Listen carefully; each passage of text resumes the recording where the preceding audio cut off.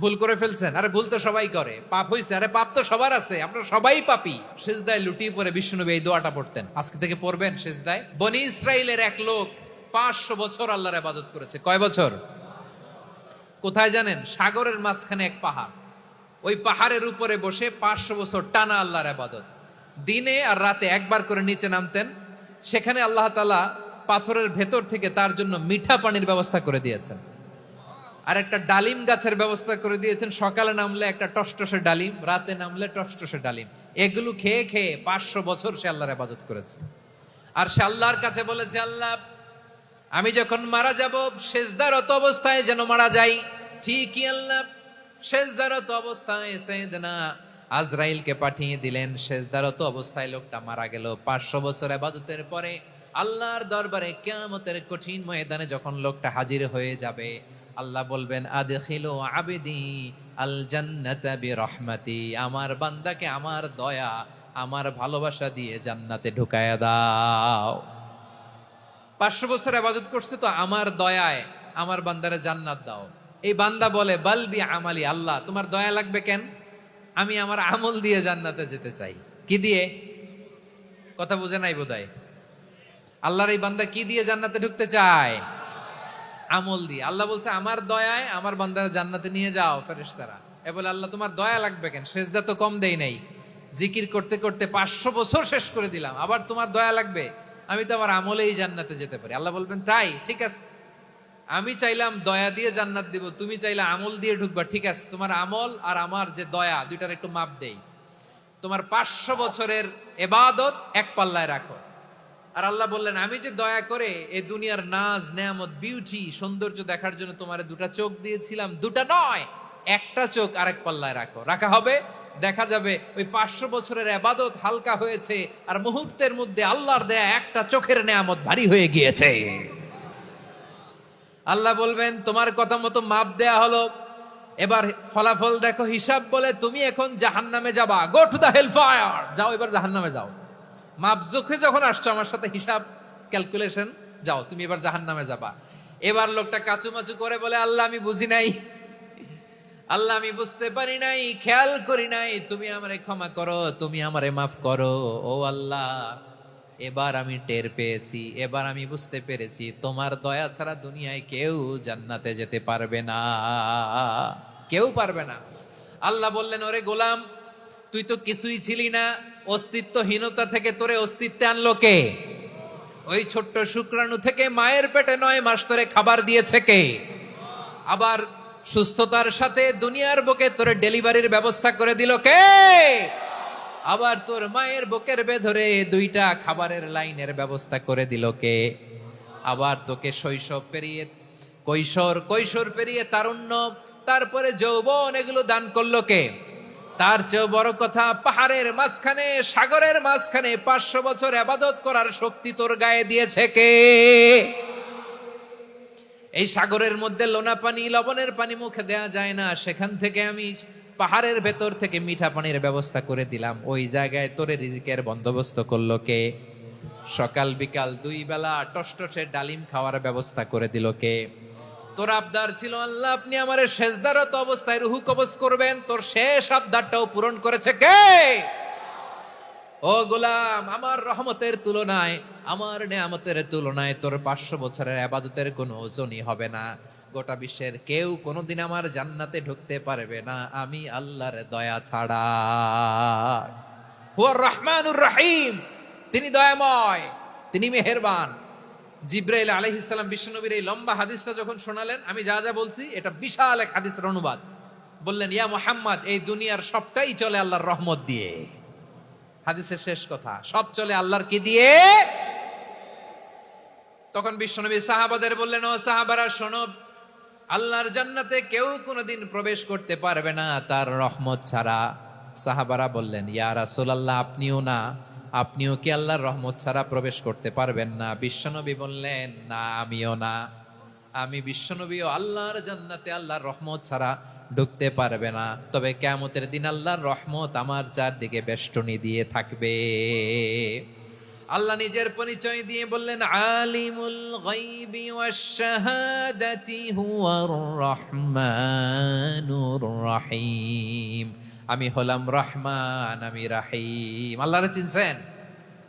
ও বারোখালীর ভাইয়েরা, আপনার রবকে চিনতে পারতেছেন?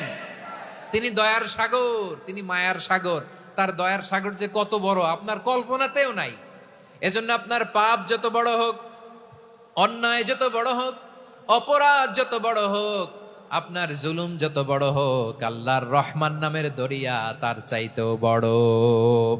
আল্লাহ বলেন, খুলিয়া ইবাদিয়াল্লাযীনা আসরাফু আলা আনফুসিহিম লা তাকনাতু মির রাহমাতিল্লাহ ইন্নাল্লাহা ইয়াগফিরুয যুনুবা জামিআ ইন্নাহু হুয়াল গফুরুর রহিম। ও আমার গুনাহগার বান্দারা শোনো, জুলুম করেছো, ভুল করেছো, অন্যায় করেছো, আল্লাহর রহমত থেকে নিরাশ হয়ো না। আমরা বিশ্বাসীরা কশিনকালেও আল্লাহর রহমত থেকে নিরাশ হব না, ঠিক কিনা বলেন? আল্লাহর রহমত থেকে নিরাশ হবেন?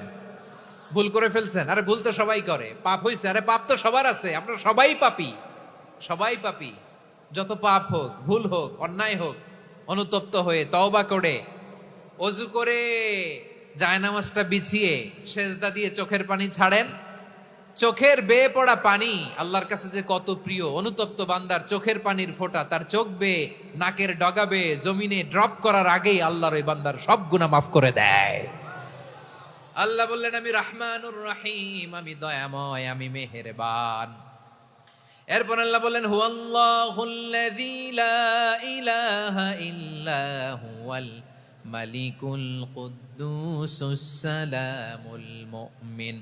হুয়াল্লাহুল্লাযী, তিনি এমন আল্লাহ, লা ইলাহা ইল্লাহু, তিনি ছাড়া কোনো ইলাহ নাই, আল মালিক, তিনি হলেন আল মালিক। দুইটা শেষ, আর রহমান আর রাহিম শেষ। এবার আল্লাহ 3 নাম্বার গুণবাচক নামের পরিচয় দিচ্ছেন। আল্লাহ বলছেন, আমি হচ্ছি আল মালিক। আমি কি? মানে সম্রাট। আল মালিক মানে হচ্ছে the king, the king of kings, সব রাজার বড় রাজা, মহারাজা। তার চেয়ে বড় রাজা আর কেউ নাই, তার চেয়ে বড় সম্রাট আর কেউ নাই, তার চেয়ে বড় ক্ষমতাধর সত্তা মহাবিশ্বে দ্বিতীয় কেউ নাই। চিৎকার করে বলেন ঠিক কিনা? তিনি আল মালিক। আল মালিক মানে ক্ষমতাধর, ক্ষমতার মালিক, রাজা ধীরাজ বাদশাহ। তার ক্ষমতা আর আমাদের ক্ষমতা একরকম নাকি? আবার আমার নবী, বিশ্ব নবী যখন সিজদায় লুটিয়ে পড়তেন, আম্মা জানা এসে বলেন, আমরা তো সিজদার মধ্যে সুবহানা রাব্বিয়াল আলা বলেই শেষ, কিন্তু বিশ্বনবী তাহাজ্জুদের নামাজে, নফল নামাজে, সুন্নত নামাজে 3 বার সুবহানা রাব্বিয়াল আলা তাসবিহ পড়ার পরে তিনি পড়তেন, সুবহুন কুদ্দুসুন রাব্বুল মালাইকাতি ওয়ার রূহ। সুবহ, কুদ্দুস, রব্বুল মালাইকাতি ওয়ার রূহ। সিজদায় লুটিয়ে পড়ে বিশ্বনবী এই দোয়াটা পড়তেন। নফল নামাজে, সুন্নাত নামাজে কিংবা তাহাজ্জুদের নামাজে সুবহানা রাব্বিয়াল আলার পরে কি পড়তেন? সুবহুন। আওয়াজ করে বলেন, সুবহুন কুদ্দুসুন রব্বুল মালাইকাতি ওয়ার রূহ। মানে আল্লাহ আপনি প্রশংসিত, আল্লাহ আপনি অতি পবিত্র, আপনি সব ফেরেশতা কুলের রব, ফেরেশতাদের সরদার জিব্রাইলের রব। সুবহানাল্লাহ। আজকে থেকে পড়বেন সিজদায়? হ্যাঁ, বারোখালীবাসী পড়বেন নাকি? হুজুর নামাজে তো পড়ি না। হ্যাঁ, এরকম নফল নামাজে, তাহাজ্জুদের নামাজে, সুন্নত নামাজে সিজদার যে তাসবিহ সুবহানা রাব্বিয়াল আ'লা 3 বার পড়ার পরে আমার ভাইরা, মহিলা প্যান্ডেলে আমার যে মায়েরা বোনেরা আছে, আজকে তো রেকর্ড হয়ে যাবে, কালকেই ভিডিও পেয়ে যাবেন। 3 বার সুবহানা রাব্বিয়াল আ'লা পড়ার পরে পড়বেন সুবহুন কুদ্দুসুন রব্বুল মালাইকাতি ওয়ার রূহ। পড়বেন তো ইনশাআল্লাহ। আল্লাহ তাআলা সূরা মুলকের শুরুতে বলছেন, তাবারাকাল্লাযী বিয়াদিহিল মুলকু ওয়া হুয়া আলা কুল্লি শাইইন কাদির। মহিমান্বিত সত্তা, যার হাতে ক্ষমতা, তিনি যা চান তাই করতে পারেন। আওয়াজ করে বলেন তো তিনি কে? আবার আল্লাহ বলেন, কুলিল্লাহুম্মা মালিকাল মুলকি তুতিল মুলকা মান তাশাউ ওয়া তানজিউল মুলকা মিম্মান তাশা ওয়া তুইজ্জু মান তাশাউ ওয়া তুযিল্লু মান তাশাউ বিয়াদিকাল খায়র ইন্নাকা আলা কুল্লি শাইইন কাদির। আল্লাহু আকবার। এ নবী আপনি বলুন, আল্লাহুম্মা মালিকাল মুলক, আল্লাহ আপনি ক্ষমতার মালিক। তুতিল মুলকা মান তাশা, যাকে চান তারে ক্ষমতার চেয়ারে বসান। ওয়া তানজিউল মুলকা মিম্মান তাশা, যাকে চান তাকে ক্ষমতার চেয়ার থেকে ছুড়ে ফেলে দেন। তিনি কে? ক্ষমতার চেয়ারে বসায় কে? আবার মনে চাইলে আস্থা করে ছুড়ে নিক্ষেপ করেন, তিনি কে? আবার আল্লাহ বললেন, ওয়ালাম ইয়াকুল্লাহু শারীকুন ফিল মুলকি, আমার ক্ষমতায় কোনো শরীক নাই, কোনো জোট নাই, কোনো পার্টনার নাই, কোনো অংশীদার নাই। আবার আমি চলে গেলে আমার ক্ষমতার দাবিদারও কেউ নাই। আল্লাহু আকবার। এই দুনিয়াতে রাজা মারা গেলে পরের রাজা কে হয়?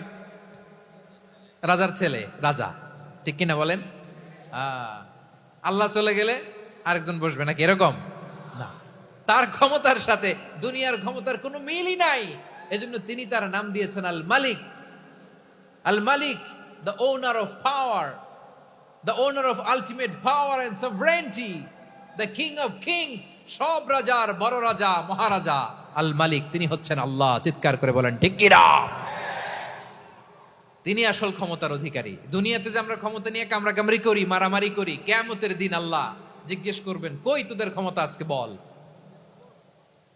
কিয়ামতের সময় সব মানুষগুলো যখন ইন্তেকাল করবে, সব জিনেরা যখন ইন্তেকাল করবে, সব ফেরেশতারা যখন ইন্তেকাল করবে, বাকি থাকবে মালাকুল মাউত। মালাকুল মাউত এসে বলবে, আল্লাহ আপনার কথা মতো সবাই শেষ, মানুষগুলো নাই, জিনগুলো নাই, আমার সতীর্থ ফেরেশতাগুলো নাই, মহাবিশ্বে আর কেউ নাই। আল্লাহ বলে, এখন কে আছে? মালাকুল মাউত বলবে, আল্লাহ তুমি আছো আর আমি। তুমি তো আল হাইয়্যু আল কাইয়্যুম, অবিনশ্বর, শাশ্বত, চিরঞ্জীব, কোনদিন মরবা না, তুমি আছো আর তোমার গোলাম আমি আছি আজরাইল। মহাবিশ্বে কয়জন আছে মাত্র? জোরে বলেন। এক হচ্ছেন আর হচ্ছে মালাকুল মাউত। আল্লাহ তুমি আছো আমি আছি। আল্লাহ বলবে, ঠিক আছে, এবার তোমার মরণের পালা। মুত ইয়া মালাকাল মাউত, হে মৃত্যুর ফেরেশতা তুমি মরো। মালাকুল মাউত আল্লাহর আদেশ বাস্তবায়ন করতে যে বিকট একটা চিৎকার দিয়ে মৃত্যুবরণ করবে। ওই চিৎকার দুনিয়ার মানুষেরা, চিৎকারের আওয়াজ যদি দুনিয়ার মানুষেরা শুনতে পেত, দুনিয়ার মানুষের প্রত্যেকের কানের পর্দা ফেটে মুহূর্তের মধ্যে সব লাশ হয়ে জমিনে পড়ে রইত। ভয়ঙ্কর চিৎকার দিয়ে মালাকুল মাউত বিদায় নিবে, কেউ নাই। এবার বলেন তো, মহাবিশ্বে মহাশূন্য, কেউ নাই, উপরে নিচে সামনে পেছনে ডানে বায়ে কোন সত্তা, কোন জীবিত সত্তা আর আছে? একজন ছাড়া, তিনি কে?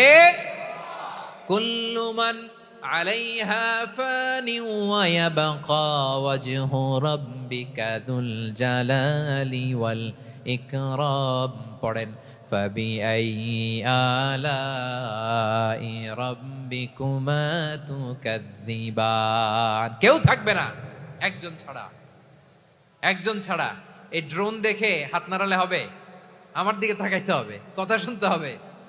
মহাবিশ্বে কেউ নাই, একজন সত্তা ছাড়া। আওয়াজ করে বলেন, তিনি কে? এবার আল্লাহ ডেকে বলবেন, লিমানিল মুলকুল ইয়াউম, লিমানিল মুলকুল ইয়াউম। ক্ষমতা কার? Who belongs the kingdom today, who belongs the power authority today, who belongs the sovereignty today. আজকে ক্ষমতা কার?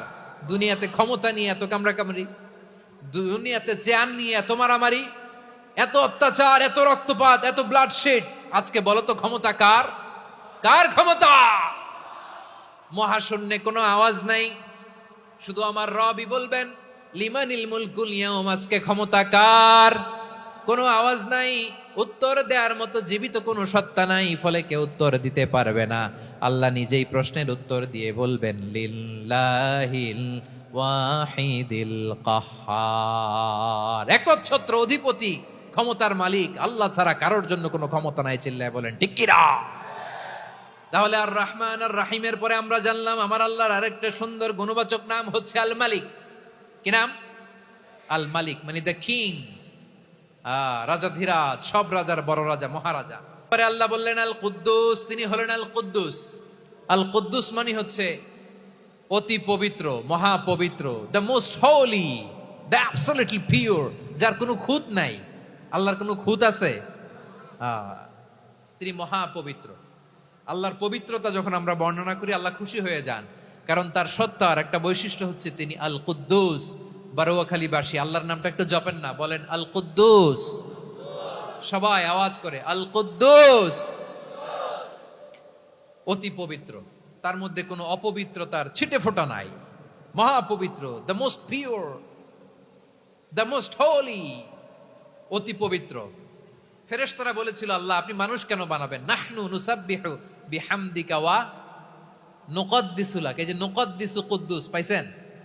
তারা বলেছিল আল্লাহ মানুষ কেন বানাবেন, মারামারি করবে, আমরাই তো ভালো, আমরাই আপনার মহিমা বর্ণনা করি, আমরাই আপনার পবিত্রতা বর্ণনা করি। নুকদ্দিসু লাক তার মানে আল কুদ্দুস। আবার বিশ্বনবী বলেন ইন্নাল্লাহা তাইয়্যিব লা ইয়াকবালু ইল্লা তাইয়্যিবা। আল্লাহ পবিত্র, পবিত্রতা ছাড়া তিনি কিছু গ্রহণ করেন না, অপবিত্র কোনো কিছু আল্লাহ গ্রহণ করে না। অনেকে আছে ঘুষ খায়, সুদ খায়, অন্যায় অপরাধ চাঁদাবাজি যা আছে সব করে, হারাম টাকা, হারাম উপার্জন। এই হারাম উপার্জন দিয়ে আবার মসজিদ বানায়, আছে না নাই? ইনকাম সবটাই হারাম, ওইটা দিয়ে আবার এতিমখানা বানায়, আছে না নাই? আছে। ওইটা আল্লাহ কবুল করবে না, কারণ আল্লাহ নিজে পবিত্র। পবিত্র না হলে কিছুই অ্যাকসেপ্ট করেন না। সুবহানাল্লাহ পড়েন। তাহলে বুঝলাম তিনি আল কুদ্দুস মানে অতি পবিত্র। এরপরে আল্লাহ বলেন আমি হচ্ছি আসসালাম। আওয়াজ করে বলেন আসসালাম। আসসালাম মানে হচ্ছে শান্তির আধার। সালাম মানে কি? শান্তির আধার, যার কাছ থেকে শান্তি আসে।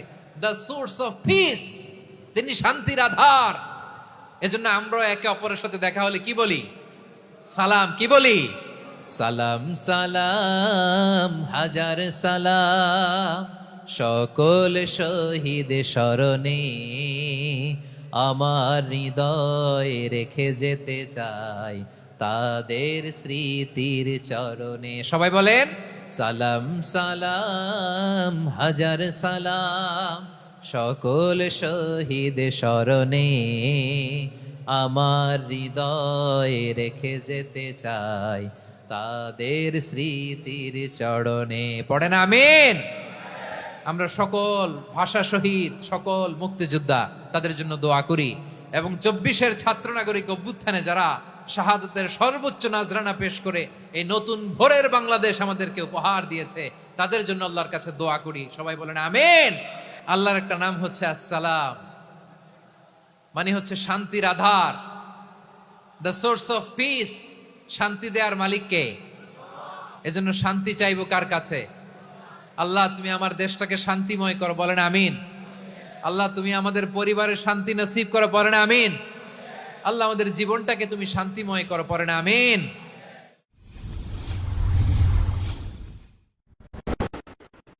ইউ-টার্ন ওয়াজ মিডিয়া, ঘুরে দাঁড়ানোর অঙ্গীকার।